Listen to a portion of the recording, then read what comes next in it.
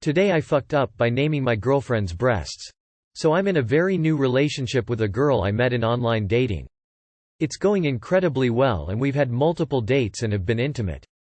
Furthermore, only because it's important to this story, I'm white and she's mixed race. It's my first time dating outside my race. Anyways, I'm over at her apartment last night and we're having sex. She moves into cowgirl position and covers her breasts because she's currently going through self-esteem issues regarding her body, which is unfortunate because she's incredibly gorgeous. In an effort to make her feel better, I uncovered her and in the heat of the moment decided to name her breasts and tell her to be nice to the girls.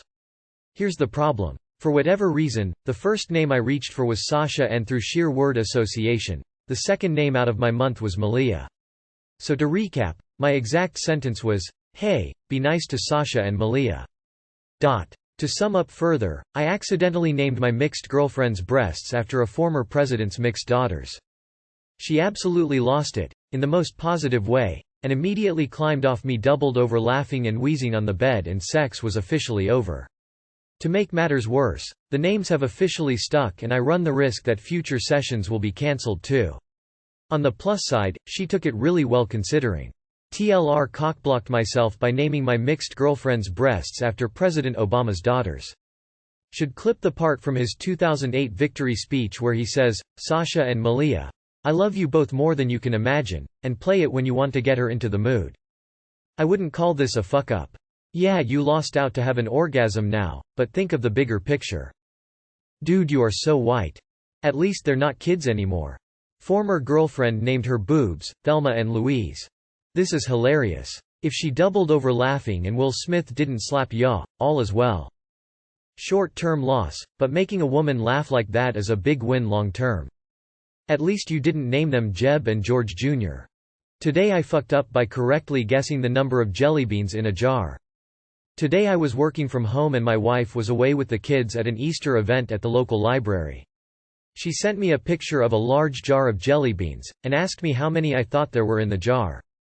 I did some simple math and came up with an estimate. Here is what I learned from my wife when she returned home. This was a game to guess the correct number of jelly beans in the jar. Everybody gathered to see who won. My son had submitted my guess, which was the closest and the winner. My son went and picked up the prize, which was the jar of jelly beans. As he was excitedly walking away, he accidentally dropped the jar on the floor, sending glass shards and jelly beans flying everywhere in a crowd full of kids. Chaos ensued. Children were trying to pick up and eat jelly beans out of a mix of glass on the library floor as parents were yelling at, and physically restraining, kids so that they would stop. In the end, this was probably a game in which my son should have made a guess, and not relied on his parent to provide an estimate. I don't think anybody was hurt. I am writing this now, as I have just returned home from apologizing, and making a donation, to the local library. Too long did not read. I guessed the number of jelly beans in a jar, which resulted in kids trying to search for and eat jelly beans mixed with glass as their parents scrambled to stop them. Edit 1. Removed. See Edit 2. Edit 2. Thanks to the community for helping me figure this out. Here is the link to the photo. In 24 hours I will post my guess and the true number of jelly beans. Opening square bracket. Yes, please do make your guess. Your son spilled the beans. How is this a foo? You managed to use math to estimate quantity from a photo so your kid could have a cool memory. All is good. The jar falling almost sounds inevitable. You have skewed sense of cause and effect if you think your actions contributed to the incident. Your kid dropped something, it happens. Also, you should teach your kid how you made that guess. Honestly, I work in a library, and one cardinal rule is no glass for kids programs. We might have had the jelly beans initially in a glass jar, but it would not have been given to the child that way. If anything, the foo was using a glass jar instead of a plastic jar with many children present. I fault your wife more than you, depending on the size of the jar. Noting it is glass should have been instant caution, but everything in hindsight. Worst part is it's clear your kid is neither suited for football nor critical thinking. There was a similar contest at my elementary school. Donate a quarter to get one guess, 20 jars total. One guess per family, per jar. We of course donated $5. My dad's a math major who could do ridiculously complicated equations in his head. though he couldn't figure out how to carry 17 jars on a half-mile walk home with 2 rambunctious kids and a wife who adamantly refused to carry anything having to do with jars of candy. So I suggested that we give 15 of the jars to the second guessers, and everyone was happy. The other 3 jars were candies my folks hated, so Dad guessed wrong on purpose. Today I fucked up by wearing a My Little Pony sticker my daughter gave me out in public. My daughter is in that sticker phase of her life. Doesn't care what sticker it is or even if it's the outline of the sheet, she will pick it off and stick it. Preferably on you, brings her the most joy. Sometimes you just end up with stickers in weird places cuz who honestly can keep up with caring when a toddler sticks a sticker on you all the time? So we needed stuff for the house and I went out to Lowe's. Unbeknownst to me, I had a My Little Pony sticker on my jacket chest. I couldn't find what I needed, so I had to stop and ask one of the associates. Something was off about the guy and he was giving me a weird vibe. I'm not a judgy person but something was weird with my interaction with him and I couldn't quite place it. You could say my spider sense was tingling. After my description of what I needed and him leading me to the item, he asked if there was anything else I needed help finding and I said no thank you. Expecting him to leave, he lingered, gestured at my chest and said, "I like your sticker." I looked down and noticed it and laughed. I said, "Oh man, I didn't know that was there. My daughter must have put it there." Expecting him to be a dude and just poke fun at a man with a little kid sticker, I braced for a little joshing. Princess Twilight Sparkle, something like that, I don't know the names, is my favorite. I looked down at it and said, "Yeah, I don't really know the names. It's just a sticker to me." He smiled at me and says, "Don't worry man. You're safe with me, you don't gotta pretend. Always nice to meet another bro," then left. Extremely puzzled, I texted my friend about the encounter and his response confirmed my suspicions. The dude was a brony and mistakenly assumed I was as well. Needless to say, I took the sticker off. I went into Lowe's with a My Little Pony sticker and the associate helping me mistook me as one of his tribe of BR Onis. "Hey, it's alright. You're safe here on the internet bro winking face." I never watched the show on my own but when my daughter was into and watched it I'd pay more attention to it than any other show she'd watch. I'm just sad she lost interest before the show ended and I have no idea what happened in the last couple of seasons.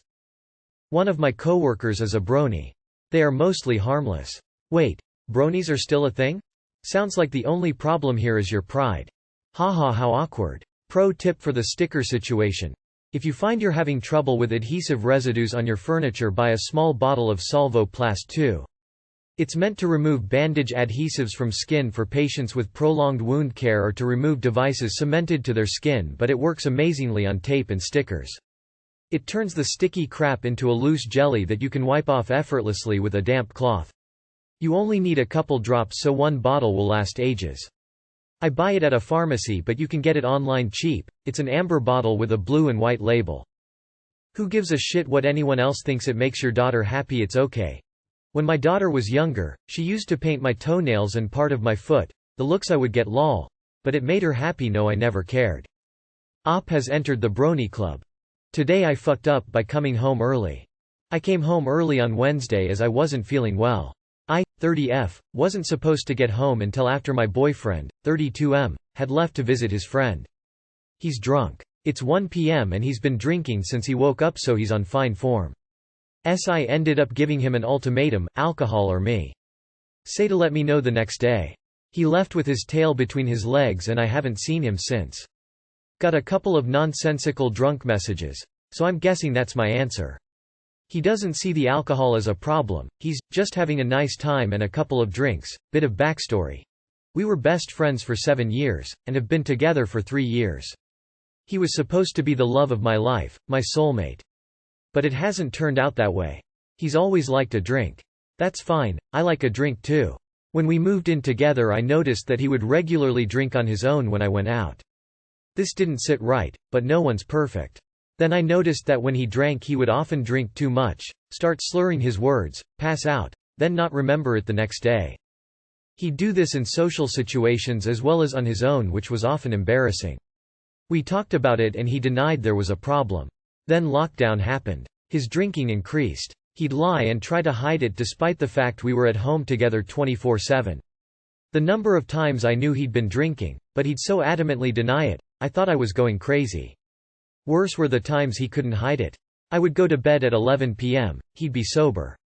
I'd wake up at 3 a.m. to him passed out, covered in vomit, with an empty bottle of tequila next to him.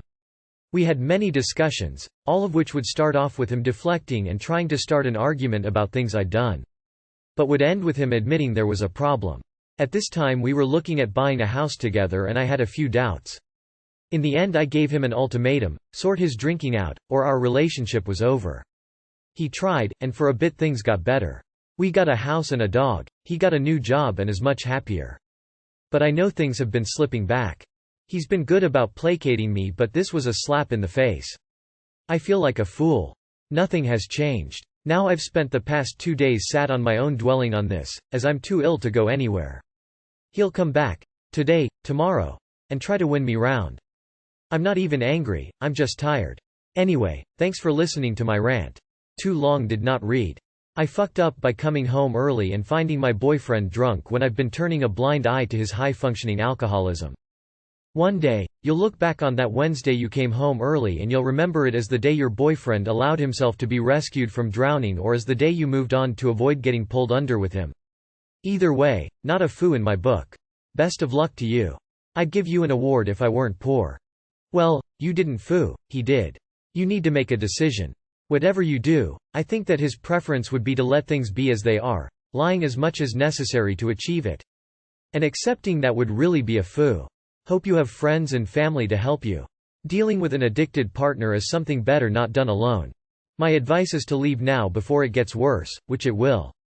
He hasn't hit rock bottom, yet, and you don't want to be there when he does. Staying is enabling in his broken mind because there is no real consequence for drinking if you stay. I don't envy your position. Source: I'm an alcoholic. Take it from someone who married and had a child with an alcoholic. This is the best thing that ever happened to you. I know it's sad and heartbreaking to realize they cannot or will not make the effort to sober up for the sake of staying with you. Focus on you. Spend some time with your friends. Things will get better, I promise you that much. Alcoholism is real. Al-Anon is a great resource. Check it out, it could be very helpful no matter what you decide to do. Sorry you're going through this.